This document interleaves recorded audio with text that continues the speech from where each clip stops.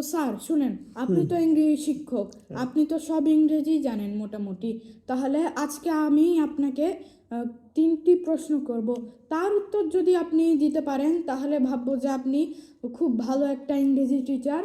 আচ্ছা ঠিক আছে, বলো। আই ডোন্ট নো এর বাংলা কি? আমি জানি না।